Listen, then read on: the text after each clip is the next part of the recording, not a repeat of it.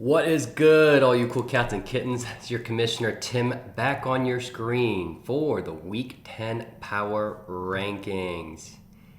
I know I was late on sending this out to you, but it is 3 a.m. I've been working on this with literally every single free hour I've had this week. It's been unexpectedly busy, but I've had a joy preparing this video for you guys and just want to make sure I can get it out to you by the time you guys wake up on Saturday, which is today. So let's get started with week 9. After week 9, we actually have the first time ever in Cool Cats and Kittens history where there are no ties. From 1 to 8 wins each, every single team has a separate record. It's kind of cool. It's also very safe to call the playoff race is down to just 5 teams now. So going forward, my power rankings are going to be who I think is most likely to become a champ. For clarity, the power rankings are solely done off of the championship likelihood and only factoring the strength of roster to win the cup if they make the playoffs. So it's not going to factor in the playoff likelihood as well as the championship likeliness, which in all honesty probably is the most accurate to do it, but oh well. So just imagine the playoffs being a 5-team playoff, and the rankings going forward for these 5 teams in contention will be on their likelihood to win it all. And the remaining 3 teams, it'll be actually done off of the reverse of the likelihood of winning the toilet bowl. So obviously number 8 means they're who I believe to be the most likely to get into or win the toilet bowl. So like I said, I apologize for the video coming late this week. I was working on something special for the midseason for you guys, and even this is a little bit of a special format, but the thing that I actually wanted to do is taking much longer time than I thought I could fit in this week. So with that said, expect a midseason special in the next couple of weeks, hopefully. I definitely want to get them before playoffs, where I'll be returning the Bull and Bear case write-up and video special for the second season of Cool Cats and Kittens. For the original 5 members of the Cool Cats and Kittens League, you'll remember last season's inaugural report being a 16-page report write-up followed up by a 50-minute video special with all the numbers and analysis that you can geek out over. I'm working to be able to get that out to you again for this season, so stay tuned. I want to get it out soon. I definitely want to get it done by playoffs, but I really want to get it out to you as soon as next week if I can. All right, so let's look at the standings. Like I said, for the first time in league history with no ties. We've got Kyle Kennedy, sitting at 8-1, experiencing his first loss. Ryan at 7, Cup Canada at 6, Trust the Process at 5. Huge Dicka at 4, Mr. Ambassador at 3, Full Jerry at 2, Bills Mafia at 1. So it's kind of cool seeing this. All right. And then in terms of the playoff target, I've still got it at 8 wins. They're actually, with the numbers I sort of ran, now there's actually been a slight change where it still stays at 8, where I think this 8 wins actually guarantees a playoff. And if it goes to 7, there's still a chance, but that will be on a tiebreaker. So I'm still going to keep all of this off of the 8 wins remaining in terms of our 8-win target total for the wins for the season to guarantee a playoff spot. So you can take a look here. Moncton Meerkats obviously could really check out for the rest of the season. Maybe that's what they actually did as soon as I told them their playoff clinched, and they took basically their bye week essentially for the entire team last week.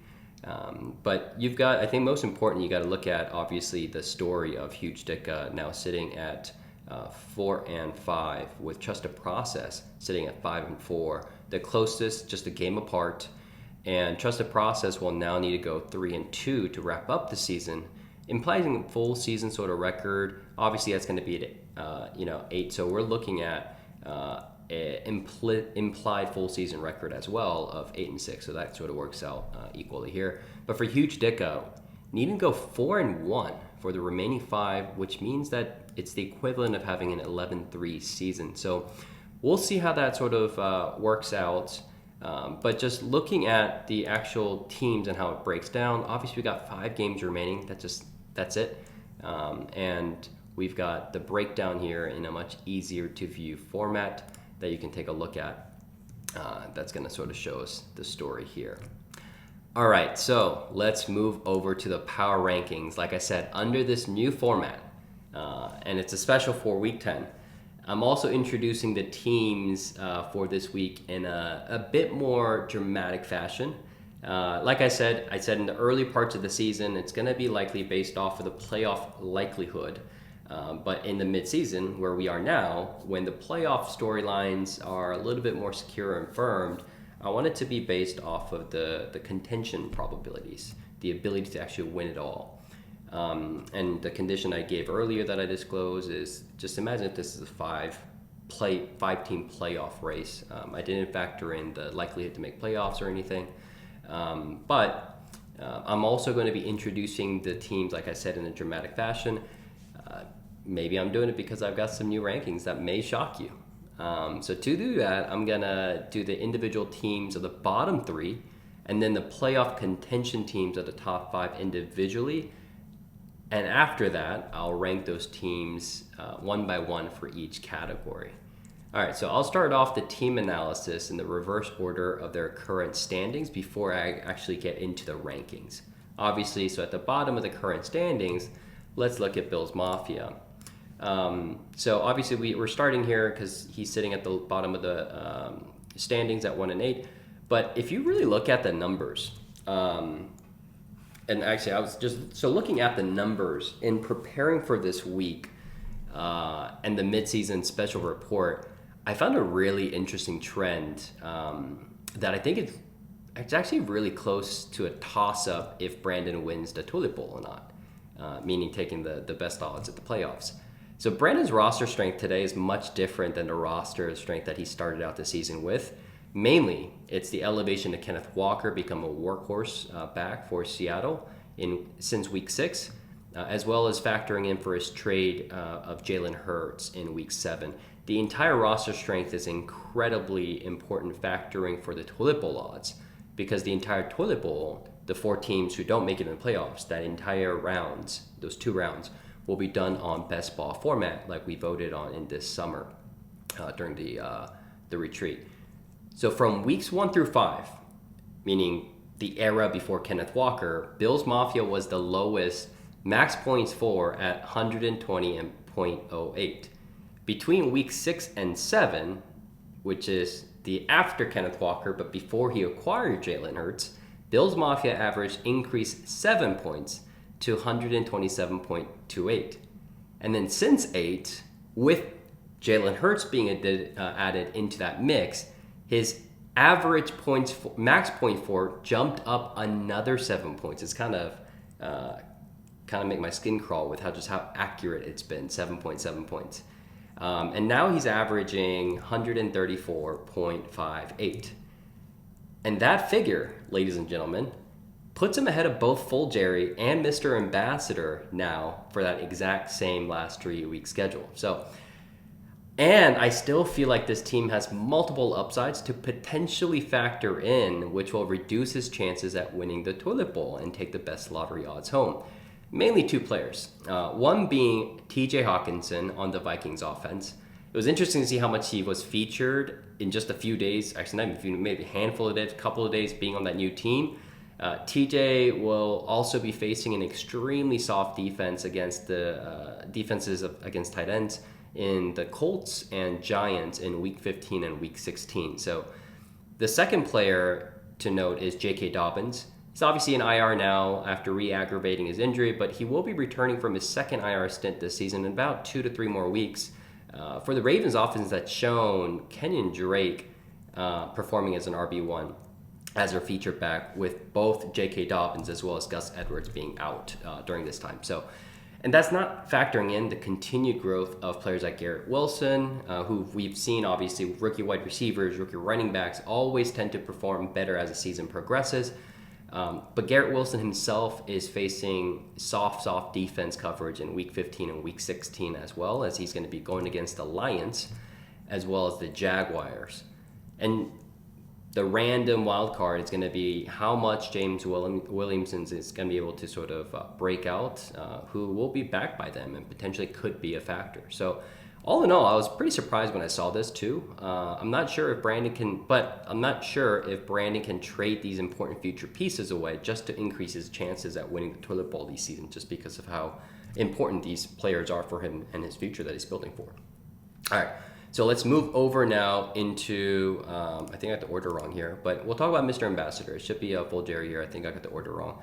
But just talking about Mr. Ambassador, basically everything I said about Brandon's team applies to Mr. Ambassador in the sense that week 6, week 7, all the trades, when Sergey decided, everything changed for him.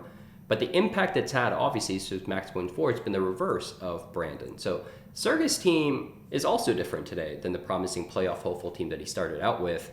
But for Sergey, he's been a seller in the midseason, which has caused significant impact to his roster strength we can expect for the rest of the season. So Sergey's traded away 9 players in the last 3 weeks as he shifted into rebuilding mode.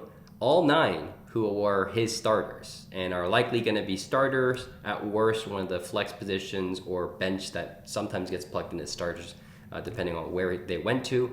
But players like Jalen Hurts, Mixon, Kittle, Deontay Johnson, DJ Moore, DK Metcalf, Michael Carter, and Zeke were all traded. And since these wholesale trades, we've seen it impact his max points for significantly, like I mentioned, going from a league 5th high of 147.52 until week 6 to 130.51 in just the last 3 weeks, representing league 7th. There's no players who's necessarily needle movers one way or the other to note on Mr. Ambassador's team like Bills Mafia had. Perhaps Elijah Moore may have a week or 2 in the playoffs that factors into Sergey's max points for, especially with his new role as the slot receiver, especially if that makes a difference. So I think this max range of 130 max point 4 is something that we can respect for the rest of the season. And again, like I mentioned, I'm gonna really just focus on the max points for the bottom 3, the toilet bowl teams, just because the max points 4 is exactly what they're going to be competing on come playoff time. Unfortunately, though, for Sergey, he doesn't hold his own first-round pick, and that's where it gets a little bit tricky. He doesn't have it for this upcoming year, so the rebuilding effort is all but really is just all exciting news for Bills Mafia, who holds Sergey's pick.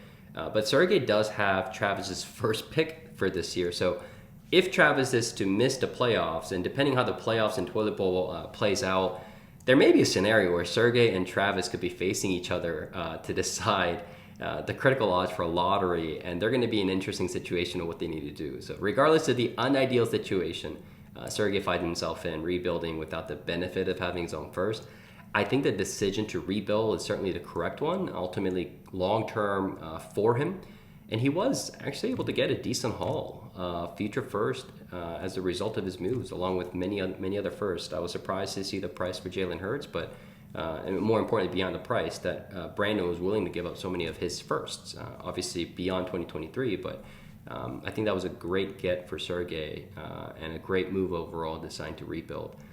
And going back on that theoretical, imaginary Travis and Sergey matchup in the toilet bowl, if Travis and Sergey somehow get matched up, there may be an interesting scenario of some short-term moves to actually gain roster strength versus seeing each team, who hold their own first, like if it was Brandon and John, who may be actually looking to intentionally drop some of their bench players to just completely get rid of the potential that any of those players break out and cause a high max points for them. All right, so that's it for Mr. Ambassador. Let's move over to Full Jerry. So John has an interesting roster, and I think it's the hardest one, or was the hardest one for me to analyze or predict. One thing for certain, which is that it looks like John is committed to the rebuild, but he's actually only made a couple of moves, and that was trading away Keenan Allen and Cordero Patterson. But there's still a ton of players left on his roster, which makes me believe and anticipate John will be making more moves ahead of the Week 12 trade deadline, which will likely have dramatic impact to his rest of roster strength. So that said, while we can stare at his roster and see how many key players will likely be traded, I think Full Jerry averages the league low already at 126.25 in that same last 3 week period that I was talking about, since both Full Jerry and Mr. Ambassador decided to trade away their pieces and start to go into rebuild mode. But that lowest of the max point 4 is not as necessarily as easy and simple to decipher as it was for Bills Mafia and Mr. Ambassador, as Keenan Allen and Cordero Patterson, the only two players that he traded away, were not the reason for the drop in max points 4. It's because they were not even playing, and they're still not playing. Or Cordero's playing, but it wasn't playing when he was on John's roster. So, I think one hand, it's really easy to see the case of saying that Full Jerry is most likely to win the Toilet Bowl because he's already producing a league low in max points 4. With multiple more players, he will likely trade away. But if you really look at the reason his max points 4 has been impacted, it's actually because of short-term injuries and bad play by his quarterbacks in Justin Herbert and Trevor Lawrence. And obviously there's a reverse factor that I want to mention in here is if Keenan Allen, who's on my roster now, if Keenan Allen is to come back in time for playoffs, as well as Mike Williams, who's certainly expected to come back well before then, that is going to have the reverse factor, which is it's going to actually make John weaker of Joshua Palmer not having that wide receiver 1 role. So there's just a lot of moving parts for Full Jerry, and it's really, really hard to see. But, last 3 weeks, he's producing the league lowest at 126 in terms of max points 4. So, all right, all that said, let's actually move into the actual rankings for these 3 teams. I'm going to start at number 8, representing the most likely to win the Toilet Bowl. I've got 8 with Full Jerry here. A couple things that sort of noted, like I said, I think I'm looking at the 126 figure, and there's so many players that I think are going to be traded away in the next couple of weeks before the deadline. I think teams like Travis as well as Kyle are going to be big buyers potentially for some of his pieces to get them more into contention or lock in that playoff spot in the case of Huge Dicka. Moving on to number 7, I got Bills Mafia at 7, and I've got Mr. Ambassador at number 6. I'd also have put Mr. Ambassador at number 7, actually ahead of Bills Mafia, but and then that's because that's straight off of the max points 4 difference that we saw, and I do think that Bills Mafia's rest of schedule strength is actually stronger than Sergey because of players that are growing into their roles, because so many of the high performers on Bills Mafia team are rookies. But I think largely the reason I have 6 at Mr. Ambassador and 7 at Bills Mafia is just given the alignment and incentive of Bills Mafia holding his own pick while Mr. Ambassador does not. I think that means that both of these teams will be making further moves, which will have their max PF likely to sit in this order of the list that I have here, 6, 7, 8. Okay, so let's head over to the 5 remaining teams in contention for playoffs. So this section is going to be a much more in-depth, a little bit more juicy, a lot more numbers. So looking at this category, it's less on max points 4, but on actual situation of the likely starters and looking at what they've produced, how they've produced it in the season to date. Factors like points 4 is more important, obviously, in taking context of points against, as well as their current standings. But most teams in this category have been buyers of talent to various levels. So we also got to see how that factors in and how that looks for the rest of the season.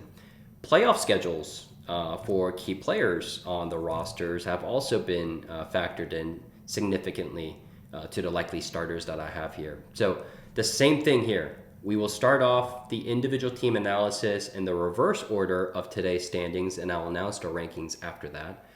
And just to give something in context, in terms of just the difference in quality and the strength of the remaining 5 teams compared to the teams in the Toilet Bowl right now that I've been mentioning. So I've been mentioning the max points 4 figures for the Toilet Bowl teams that range between 126 for John and 134 for Brandon for those 3 teams.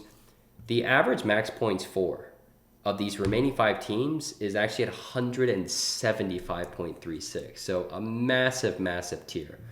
And something that I think is also really, really important to note in the analysis of the teams that I've done, one thing that came up that's very, very evident, and I didn't know where to stick this in there because it didn't really make sense to do it for individual teams, so I'm including it here. One thing that really came up as being evident across every single remaining team is that each of these teams roster several players who can hit home runs. Several players across all of these teams have had 30 and 40 plus point type weeks, which if it happens come playoffs in either a week 15 or a week 16, anyone can be beat, and that's what we like to see. Okay, so we're going to start out with the 5th in the current standing in Huge Dicka. It's honestly really exciting to see a playoff race in Week 10, and just as a fan of fantasy football, it'd be quite boring if the playoff race was decided already. So I commend Huge Dicka for stepping up and truly making this a race that the entire league is able to enjoy.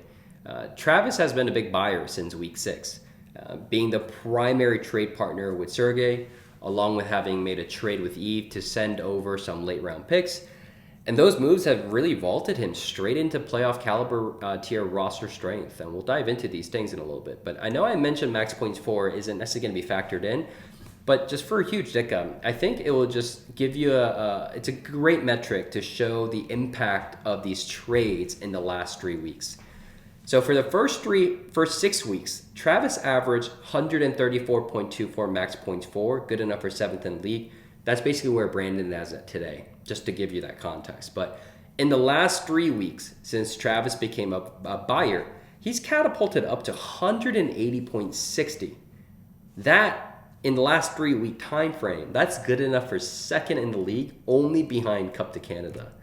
Now, those are the positives on the max points 4, and obviously we're going to dissect it a little bit. So dissecting the difference in the last 3 weeks versus the first 6.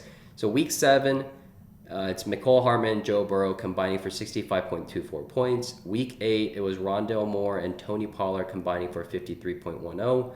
And week 9, obviously we all saw, Joe Mixon goes off for 53.1 himself. So this shows that Travis will need to develop consistency within his roster to not just make the playoffs, but be able to contend come playoff time for the Cup, because outside of Joe Burrow and Joe Mixon, the remaining 3 players are situational starters, so likely it won't be reflected consistently in the points for come playoff time. So that said, what Travis has shown, like I said early on before this whole section started, is that he now has home run hitting players and a home run hitting roster when the situation is just right, as in these last 3 weeks. These last 3 weeks, he's finished 1st in the league, 5th in the league, and 2nd in the league in terms of scoring output. So, but there's a lot of moves that Travis has made that I think gets me much more optimistic about full Dicka's rest of schedule strength. That includes players like Juju, Deontay Johnson, Tyler Lockett, Dallas Goedert, along with Joe Mixon, combined to make a significant difference on max points 4, as well as points 4 and competitiveness and contention for the Cup rest of the season. Out of all these moves, I think the pickup this week from Travis that he had is a sneaky good one, picking up Dallas Goedert, who's having his breakout year as the tight end 4 of the season, averaging 13 points a game, and still young for a tight end at 27, and he got that by only trading away Isaiah Likely, promising prospect like we saw, but still ways away from producing consistently, sitting behind Mark Andrews, and a third, which was really, which I thought over that entire package was a very keen one for Travis. A move I think will make a meaningful impact to his weekly scoring output this season, as well as future seasons, and not necessarily impacting him from a dynasty asset standpoint. All right, so this is where it gets fun. We're going to look at the numbers, and you'll see that this is ultimately what I came up with to essentially create the power rankings for the weeks going forward. We are basically staring at what I estimate to be the top 10 starters in any of our rosters for the remaining season, and certainly come playoffs. So we're imagining the best roster at full strength, and obviously no bye weeks, because playoffs is going to be starting at week 15 with championship at week 16. For Huge Dicka, we've got a lineup of Joe Burrow, Aaron Rodgers, or Derek Carr, depending on who breaks out or whatever, but they're sort of similar tier. We got Joe Mixon, Pollard / Zeke, Tyler Lockett, Chris Olave, Dallas Goedert, Juju, Deontay, and Jerry. So those are the 10 that I felt like was his most common 10 and also the most likely 10 come playoff time. If you sort of look at the average that they've had to date, and keep in mind all the averages here may not necessarily reflect the season averages, because what I've done is take away, if a player was injured mid-game, I took those games out. If a player was recovering or limited in any way, I just took those out just to reflect full health. So the sum of the averages of that full health average in terms of performance of what these players have shown to us this season to date, Huge Dicka is expected to average 145 with this lineup. And then I've got the upside in the notes on the right column there. And it's basically talking about, is there anything happening and progressing right now that we can potentially see as a reason that some of these players might be able to perform better than what the average sort of season performance to date has been. So I look at players like Aaron Rodgers and Derek Carr. One of those are going to be his QB2s. They've been averaging 15 points each, but for me, I think just given their careers and how the rest of the season might play out, maybe there's a play, right? This is all about upside now. So the potential, plausible scenario where a player like Aaron Rodgers or Carr, so at the QB2 position for Travis, averages 18. And for Joe Mixon, he's averaged 19 points to date, especially with this, crazy blow-up week in Week 19. But if you look at Joe Mixon, he's also only averaged 12.45 for this entire season if you take Week 9 out of the situation. So we may see some things like this, and I certainly put in the playoff schedules as well in here to sort of look at what that reality sort of looks like come playoff time. So for Pollard and Zeke, if Zeke is shut down or whatever and Pollard becomes a featured role right away, the immense upside is right there, as we saw what happens when Pollard gets that feature back role. Chris Olave, I think there's also some upside for him, given that he's now a solid wide receiver one, solidified wide receiver one role for the Saints, and he's doing all of that with just 2 touchdowns for the season. It's definitely upside there. Juju, I think he's established a wide receiver one role for the Chiefs, and he's averaged 18.5 in the last 3 games. That said, very, very tough playoff schedule for him. Deontay Johnson, I think with Claypool out, along with a very, very much easier second half of the season, including playoffs, I think there's something like an upside to 13 for Deontay here. Jerry Jeudy, same thing. Much easier in the second half of the season, and I think more potentially if Russ actually learns how to cook. So the upside range for Huge Dicka that I see with the current roster constructed as is, and looking at about 155 with potential 160 plus territory, especially if Pollard gets that featured role. All right, we're going to move over to Trust the Process. It's the toughest fantasy season I've experienced in all my years playing fantasy sports, but thank God it's Dynasty. The optimism and outlook on Dynasty has grown for me on my roster this year, with key players breaking out to stardom beyond my expected range, like Travis Etienne, Justin Fields, and Breece Hall. Still promising signs for potential future situation changes breaking them out in players like Drake London, Kyle Pitts, as well as George Pickens, along with just solid multi-year top options established in A.J. Brown and C.D. Lamb. That said, this has been a tough year, like I said, because it's not only been an injury-filled year with Javonte and Breece Hall being out for the entire season, but with injuries and down seasons to key players like Jonathan Taylor and DeAndre Swift, who both have barely shown themselves in my starting roster because of their injuries. I certainly wasn't heading into the season expecting this year to be a year of dominance for me, but I'd be lying if I didn't hope for it.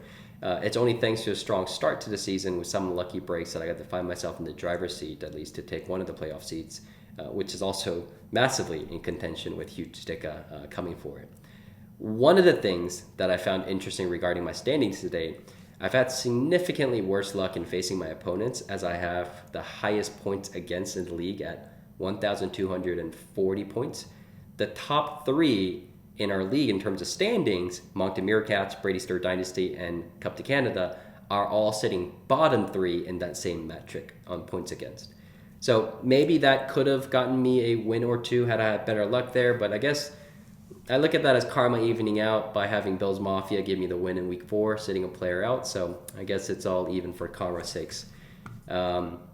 But in all seriousness, I think the season's strength of roster has been really, in the story of it, has been new players rising while other players fall to injuries, and it's been reflected in my max points for as well as my points for week to week. Started off the season incredibly strong with a league high, and a season high for me of 186.60, only to never reach that peak again. My highs since have been 157.28 in week 5 when Breece Hall started his first game, and then 156.84 in week 9 when Travis Etienne became the featured back. So outside of those 3 weeks, my roster is looking at an average of a paltry 128.1. And at that mark, while still sitting in 4th, mind you, in the league, it'd be a full tier back behind Ryan, who sits at 3rd at 144.91. So those drops in points also reflect the lack of viable depth options I have on my roster, and we knew depth was an issue for me heading into this season, and it's certainly rearing its ugly head now.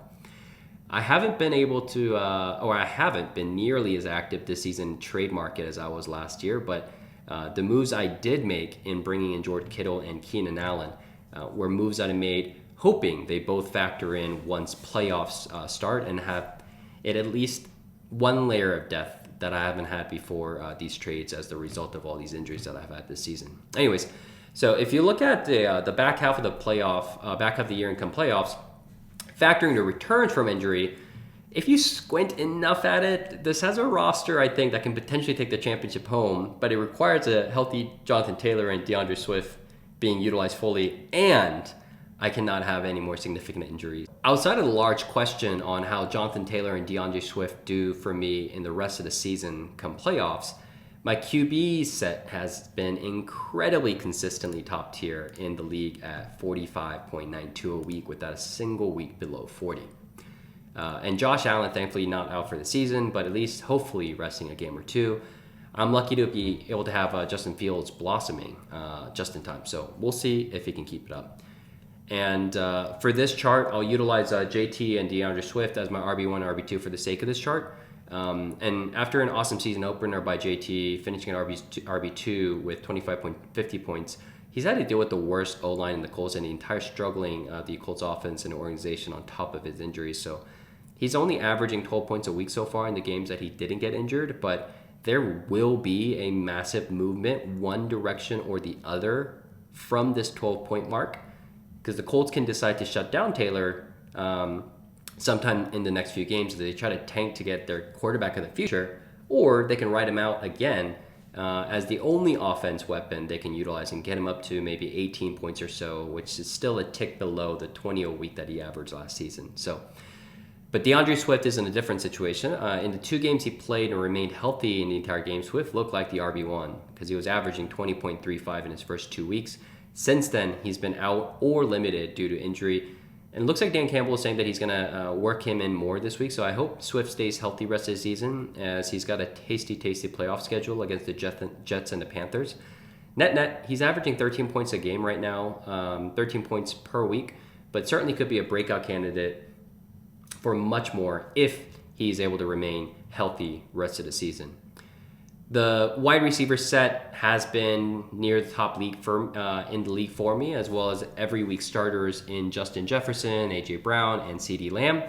For this chart, I'll use J.J. and A.J.B. as my wide receiver 1 and wide receiver 2 and move C.D. to flex. So J.J. is averaging 18 points a week, but he has a tougher second half of the season and goes up against tough playoff opponents in the Colts and the Giants, so potentially down games to be expected in the playoffs, and that's factored into the upside notes here. AJB is averaging 16.16 a week, and I expect that type of rest of the season. I expect that kind of range for the rest of the season, and he has a neutral playoff schedule. Tight end wise, it'll be George Kittle going forward. While he's only averaging 9 points a week so far, he has been a strong tight end option in the last 3 weeks since getting integrated with the offense under Jimmy G and coming back from his own injury, averaging 14.16 in the last 3 games. He also has a much easier second half of the season with a very easy weeks 15 in playoffs against Seattle and a pretty neutral against the Commanders, who just gave up 9 receptions to TJ Hawkinson last week. So I think I can expect about 13 points a week for the rest of the season from Kittle, and certainly to come playoff week, which will still have him finish lower average per game than the season average of the last 4 seasons. At the flex, it's also a competitive set for me as well. Not quite first tier, but with ETN and CD heading up the first 2 spots, and a plug of likely Keenan Allen or George Pickens, likely become one of the every week plug and play come playoffs. Keenan has been injured all season, but does have a juicy matchup in week 15 against the Titans. And then Pickens should be rising with Claypool having been traded, as he should be one of the biggest beneficiaries of that trade in terms of opportunity. And also because he faces one of the easiest schedules against opposing defenses in the second half of the season. Pickens also goes up against the Panthers and Raiders in the playoffs. So at this third flex spot, this combo is probably posting around an 8 a week right now, but it also carries the biggest upside note if Keenan gets healthy in time or if George Pickens is able to break out with volume. So Keenan's lowest average in the last 5 seasons has been 12.8 or so. So that and George, I think the upside scenario is maybe a jump to 12 that I can potentially expect will be a huge boost for this team, void of any other options. Net, it's easy to see the current output of the season with the players on my roster today not being a contender, but as a team that looks like a playoff bound at the least at the moment, the squinting to see a contender happens with the healthy JT and DeAndre getting involved, as well as a viable third flex option come playoff time. So 156 average here, upside potentially between a range of 145 to 175, depending on the outputs of all those 3 players or 3 positions that I mentioned. All right, over to Cup to Canada, who currently sits third. So Eve started off real shaky, went 0-2, mainly to facing the league high back-to-back weeks to start the season, and didn't also look particularly threatening in week 3, as he only scored 144.24 with the slow start to Derrick Henry, unavailability of Alvin Kamara, Devontae Adams having a slow week 2 and week 3, and a persistent issues that he's had at week 2, QB2. By week 4, he was taking off like a little rocket. He averaged 154.37 in his first 3 weeks in terms of points for. Still definitely playoff caliber, just not championship material. But since week 4, league high 167 with crushing margins above the second place of Moncton Meerkats, who's now sitting at 149.34 in the same period. And even if you took out week 9, his blunder of a week last week, he would still be sitting above Kyle, because Kyle would still be averaging slightly under 162 points if you take that mark out. And as much as Trust the Process team we've been seeing pieces of the kingdom crumble player by player. I think Cup to Canada has seen these players coming into play as the season progressed. Henry averaging 8.35 points in his first 2 weeks, averaged a dominant 24.2 per week since. His pickup of Geno Smith after his stellar week 1 has turned out to be a consistent, reliable option for him now at QB2 once he was able to start trusting him starting week 6. He's been reliably averaging a solid QB2 number of 17.66 since he became a starter for Eve. And speaking of QBs, Pat Mahomes, his QB1, also seems to have figured out life after Tyreek Hill, because he's entire QB2 for the entire season at 25.47. He's also made some trades this year to bring back Cordero Patterson for this season, his championship run, and swapped his third round pick this year in Dameon Pierce to bring back T. Higgins. Cordero Patterson should be a big positive boost for him for this season, and T. Higgins should be a great dynasty pickup. Eve also is pretty insulated from any potential injuries, as he's quite deep now with any of Debo, Samuel, T. Higgins, Terry McLaurin, Raheem Mostert, or Zach Ertz on the bench for him. It's really tough to see how this team doesn't get it done this season with how Eve has constructed his team coming into the season. And while we're actually on this topic of Eve's roster construction, let me announce the trade of the season, potentially trade of the league so far for all of you. The trade of the season for the league may be the preseason Najee trade, which had Najee being sent, which had Eve sending Najee plus a second, third, and fourth, along with Dawson Knox, to get back Derrick Henry, Alvin Kamara, Zach Ertz, and Terry McLaurin. Najee went from being a top 5 dynasty running back piece at that point in time to now he's sitting at RB 14. And so arguably the same dynasty value as any one of us, Henry or Kamara. But given Derrick Henry is ranked RB4 on Fantasy Pros for the rest of the season, and Kamara is RB7, for a team that's also wanted to make sure that they win now, this is probably the most successful one-side trade we'd be able to reflect back on. So this trade is what is currently putting Eve in his own tier of terms of full roster strength. So just looking at all this stuff, the upside for Derrick Henry, he's currently on pace for 2,000K rushing yards. If you only think about his pace of rushing from week 3 on, with the remaining games in the season, he can get over 2,000. I believe 2,060 or something like that. I think Nick Chubb stays pretty neutral for the rest of the season at 20, still very, very high. Kareem Hunt being traded obviously would have blown this figure up. Cooper Kupp, tougher playoff schedule, but I think he's pretty matchup proof as we saw when he was facing Bills defense in week 1. Devontae Adams has a pretty easy playoff schedule, 3 downs out. That said, if you look at the 8 games that he's played, he's had 3 down games out of the 8, so it's been pretty boom or bust for him in this new offense for the Raiders, and the Raiders just seem like they're sort of in a funk. That said, I think Darren Waller being out, on IR for quite a while, and I think it might be, not even time for the fantasy playoffs with him re-aggravating his hammy. So this could be a potentially positive boost for the rest of this season.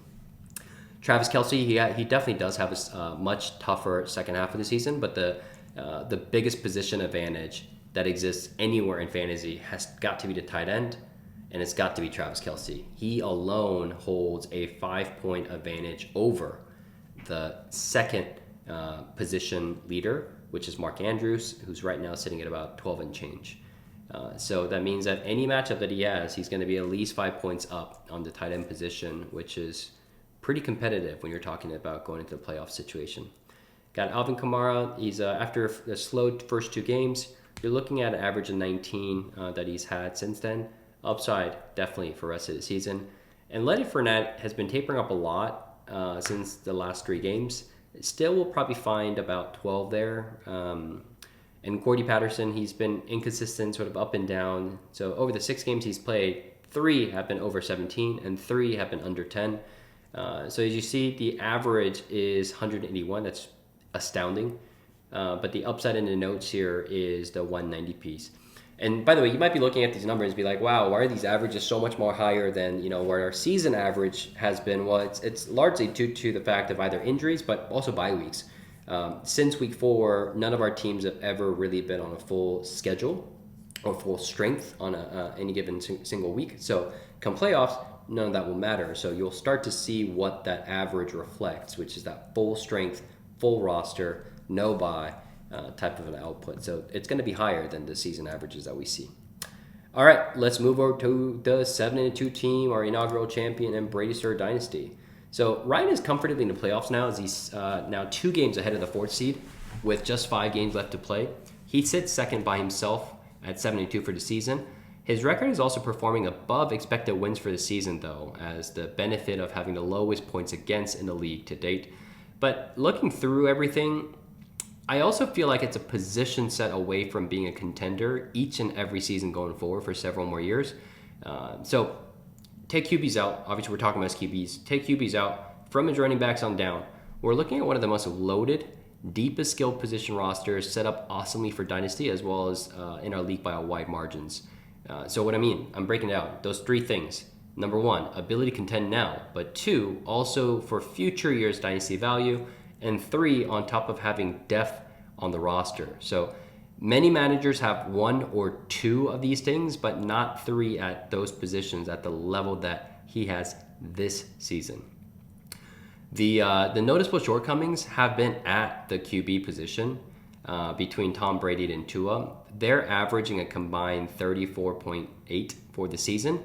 That's 6 points worse than Moncton Meerkats and 10 plus points worse than Cup to Canada and 12 worse than Trust the Process, obviously his playoff peers. The difference was wider until Ryan traded for Tua in mid-October. The obvious potential solution, and potentially an amazing one at that, is the return of Deshaun Watson in Week 13. Watson has averaged 22.04 his entire career of games that he started. He's also been remarkably consistent with no single season below 19.5 and nothing above 24.1, which was his shortened rookie season. Ryan took Deshaun in our inaugural starter draft with the 9th round pick and still hasn't obviously been able to start him yet or play him. But Deshaun's still young at 27. In his prime, clearly has started out looking like a superstar in his career, but not having played football for 2 seasons now, especially with all the controversy surrounding him. How he performs once he comes back, especially this season, is a giant question mark. If he's able to come back and average his career average around 22, we're looking at Ryan now within the contender tier, if not at worst, happens to falter in week 15 or week 16 like he did in his limited preseason snaps, it could potentially cost Ryan the victory for that week. And by the way, because he comes back in week 13, seeing week 13 and week 14 and now having Ryan need to decide whether or not to utilize Deshaun Watson to the starting lineup come playoffs, that may end up as the great gamble of Ryan's season. All that said, I think Ryan has to be extremely pleased with how the season has turned out for him, not only with the record that he has at 72, by the way, the same record that he had after week 9 last season, so Groundhog Day all over again, but that both Tyreek and Jalen Waddle are wildly outperforming their preseason narrative and concerns. I personally thought Tyreek's ceiling and value would be cut, as did Ryan, as I know he's tried to trade away Tyreek Hill in the offseason with several managers. But here he is sitting 3rd best wide receiver in the league in terms of points per week, on pace to become the first wide receiver to smash 2,000 receiving yards in a season. And Jalen Waddle has blossomed into a star, playing next to Tyreek as the 9th best wide receiver in points per week. Having the 3rd and 9th best and 9th highest scoring wide receiver in your lineup is great, but keep in mind, Ryan has Jamar Chase, who's sitting in 6th right now, and Marquise Brown sitting at 10th. Oh yeah, and Amari Cooper sitting at 12th on his roster. That's 5 wide receivers in the top 12. Someone needs to call Elizabeth Warren because she's got to enforce some anti-competition legislation on Brady's 3rd dynasty in the wide receiver position. And he's also got another one in the top 24 in Jacoby Myers, who's sitting at 21, averaging 12 points a week too. So obviously, I view Ryan's wide receiver position to be the strongest and the deepest out of anyone in the league. By the way, I know Kyle probably has a few words about that, given he's got Diggs and Hopkins, who sits at 2 and 4 right now. But I still stand by my words on Ryan because Kyle's next best receiver after those two is Mike Evans at 13 and Michael Pittman at 28, who's all about disappear from fantasy relevance this season due to the Colts offense. And Ryan also has Mandrews, who is in his own tier at 2 behind Kelsey, who's also in his own tier. And in fantasy football, like I mentioned in Eve's section, tight ends are a premium. And Ryan has set himself up really, really well for success this season and for several seasons ahead. Other than facing Eve, Ryan will have a sizable minimum, at least 3 to 5 point advantage going up against any of the other playoff potential teams. I think Ryan's RB position is probably the 2nd weakest position set after the QBs. That said, it's still highly competitive. It's just not in the tier of Cup to Canada or Mock the Meerkats this season, or perhaps even behind Trust the Process rest of the season. So looking at sort of the points here, we've got players like Tua. He's averaging 22 on healthy games, but he also experienced his season low playing against Buffalo earlier in the season, who he also faces in Week 15. And then the QB2 position, I've got it between either Tom Brady or Deshaun Watson, whoever ends up coming back. Right now, TB12 is averaging 15 for the week, every week. Now, if Watson comes back and he plays well, we're talking about a 5-7+ type of an upswing from this figure here. We've got Dalvin Cook at 15. I think because he's got Alexander Madison as a cutoff or handcuff, I think the production level of this 15 range is going to be pretty safe for him come playoff time. Aaron Jones has played. He's averaging only 13, but he has played a pretty tough schedule to date, and he's got really, really easy playoff schedule, so there's plenty of upside there. So Tyreek Hill and Jalen Waddle. I mentioned Jamar Chase as wide receiver 2, but for this chart, because of the double stack aspect, the double stack, and he's obviously got the triple stack with Tua, usually leads to boom or bust scenarios, and we've seen that with Ryan's up and down weeks. But they've gotten a little bit more consistent in the recent weeks. But that said, all the games that they've played through the first 9 games of the season have been played rather soft schedules to date. So second half of the season is about to get much more difficult for them, as well as the playoff schedules at Week 15 against Buffalo and Green Bay is going to be quite tough. And tight end, like I said, Mark Andrews averages 14 on healthy games, and Week 15 is a pretty neutral game. And Week 16 against Atlanta Falcons could be a boom week for him, and he's had several 20-plus point type of weeks against that Atlanta Falcons level of soft defense against tight ends. Jamar Chase, he's averaging 17 for the season. Obviously, he's had some boom weeks recently before his most recent injury, but he is going to have a much tougher playoff schedule than the games that he's played to date. And he's played about 2 games with similar tier of defenses against the wide receivers. In those 2 games, he averaged 9, so potential downside there. Dameon Pierce averaging 14 to date. He's going to have a tougher second half as well as a playoff schedule. And Amari Cooper, this is also interesting in terms of the upside. We're looking at him doing 13. He's the 12th best wide receiver in the league in terms of points per week. But once Deshaun Watson comes back, we're talking about potential another double boom case with the Miami stack and the Brown stack. And it's going to certainly get interesting. And we're looking at about 165 point plus in terms of his upside. And it certainly could get more if Deshaun Watson and Amari Cooper are able to connect in a much better way together. All right, let's move over to the inaugural champ in Moncton Meerkats. We're going to wrap this long video up with this team being the last one. Obviously, last week, ouch, that sucked. I don't think there's much to take away from the last week performance, though, at the running back, wide receiver, and flex positions due to Kyle having had his worst bye week of the season and having needed to sit Christian McCaffrey, Saquon, and Dak.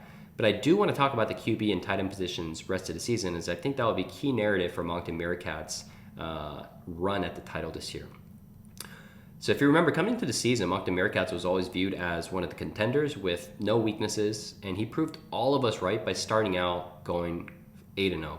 As the season went on, we saw narratives of Lamar Jackson being in a league of his own as he averaged a cool 34.08 in the first 3 weeks.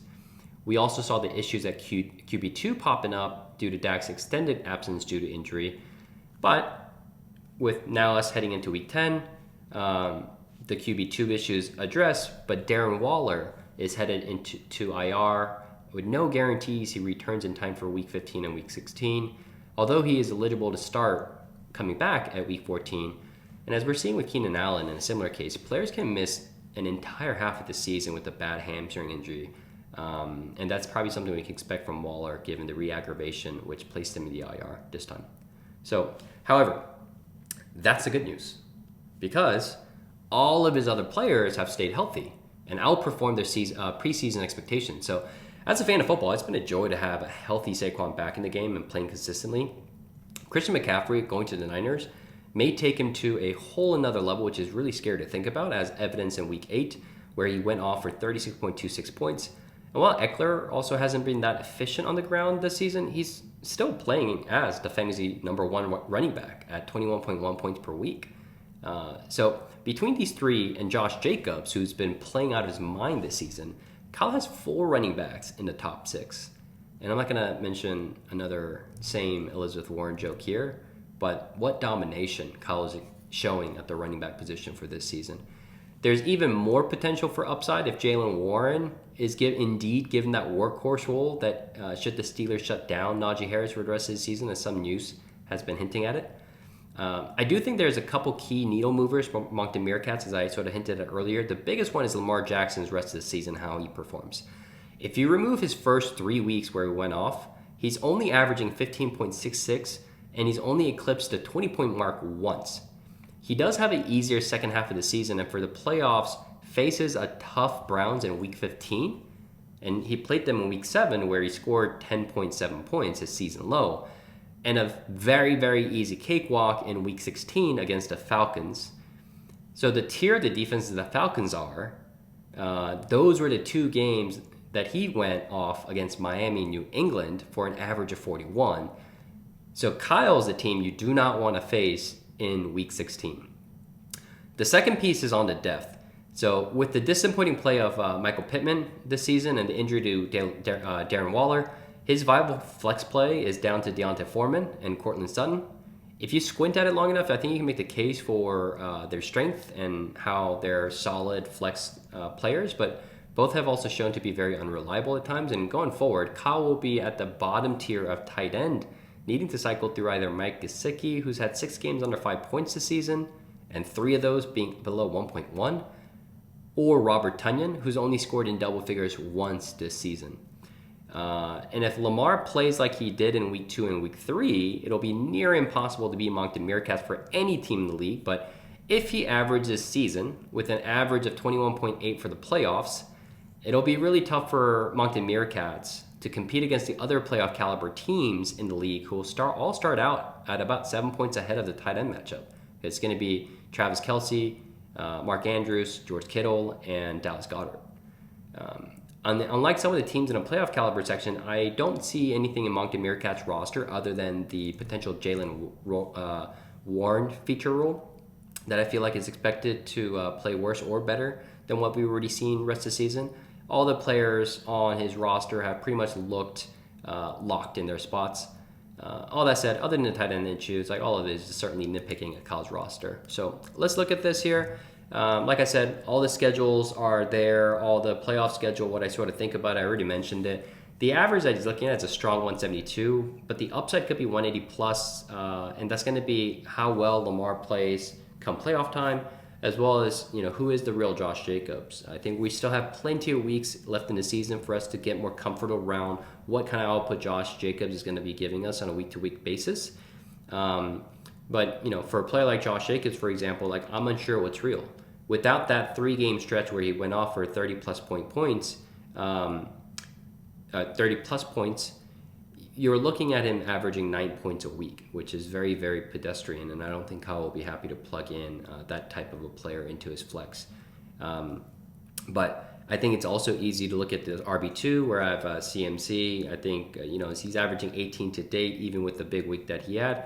But I think unlimited upside on the Niners with what he's displayed. But just for the sake of calculation, I put him at 22, so about a +4 there. But regardless, I think the QB stack that he has in QB1, QB2, while Lamar Jackson has a tough Week 15 in playoffs, Dak Prescott actually has an easy Week 15, and it's the reverse from Week 16. So perhaps that balances things out. But certainly, you're going to be able to sort of look at these players and see that they're going to be able to, cause a very contending level of an outcome for Moncton Meerkats going forward. All right, so here is the power rankings based on championship odds with all of that now included. 5, we got Huge Dicka. I also started including the best ball, results this week, and this is basically if we were all going after best ball, what would their records be today? Huge Dicka would actually have a worse record at best ball at 3-6. Number 4, it's Trusted Process. And number 3, you got Bracer Dynasty.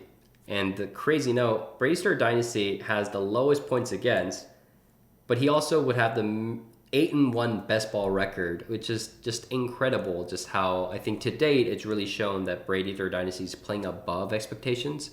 I think things will sort of even out, but all the things that I mentioned in his individual section for his team analysis, I think stay still same. So I've got Bracer Dynasty at 3rd, with plenty of potential moving needles that could potentially vaunt him up, especially with Deshaun Watson coming back. All right, number 2, we got Moncton Meerkats, finally dethroned from the number 1 after I believe 7 straight weeks. Maybe it's 8, certainly 7 at least. And that just had to do with him facing the team that is now number 1 and having lost to it, but also having his worst week of the performance and the season low of any of the top 4 teams in this week, just dropping from his 1st to 2nd for this playoff all guaranteed scenario, championship caliber. Where do you rank? I got Moncton Meerkats at number 2. That leaves Cup to Canada, shooting all the way from, I believe he was sitting 6th or 7th at one point, shooting all the way up to number 1 now. Congratulations, Eve. You deserve it. Your team's been kicking ass. It's been on a tear. I'm excited to see all of that. All right, so let's break it down into a simple chart. We've got movements at the top and movements at the bottom with the current standings. And on the very right column, you've got the full health, what I imagine based on the performance to date and the situational, what your current roster strength reflects in terms of the points for expected come playoff time. All right, that does it. It is now 4:10 a.m. in the morning for me. I'm gonna have to edit a couple of these things out because I was super tired and slurred some of my words. But hopefully I can get this out to you guys in tomorrow morning time. And looking forward to seeing you guys on Sunday and Monday. Peace, boys.